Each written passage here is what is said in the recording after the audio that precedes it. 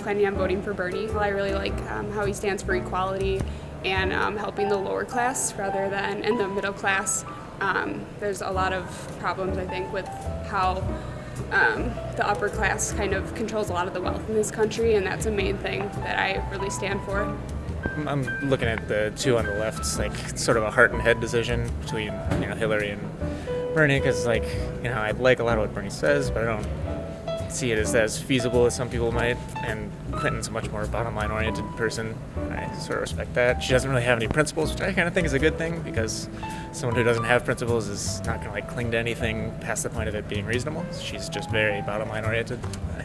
So that's my conflict. Bernie Sanders. He stands for a lot of the social issues that I stand for. He cares about climate change, women's rights,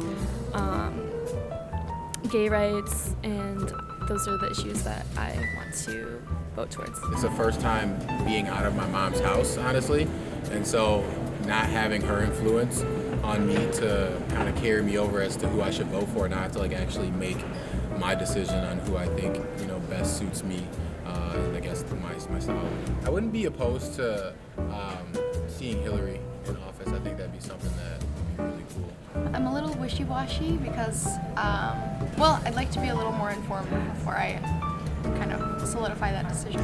Bernie. I'm still deciding. I'm still viewing out the political campaigns and stuff and debates. I've heard good things about Ted Cruz, and I've heard good things about Bernie Sanders. Specifically, though, I probably won't pay a whole lot of attention until all this stuff is figured out, who's the runners in the Republican and Democratic field.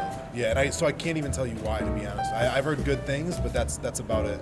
So I'm supporting Bernie Sanders. I agree with him on a lot of issues, especially about economic issues. I feel like he's strong on criminal justice reform as well. He believes the process should be more inclusive. We need to get as many people involved in the process as possible, and he's bringing in a lot of new people. A lot of people haven't previously participated in the process, and a lot of people are excited about it. He's not the average candidate, the typical candidate that's controlled by special interest groups, and so I respect that about him, that he's raising a lot of money from small donors. The average donation is about $27, and so he's not controlled by huge corporations or influenced to the same degree at all as most of the candidates. He has no super PAC.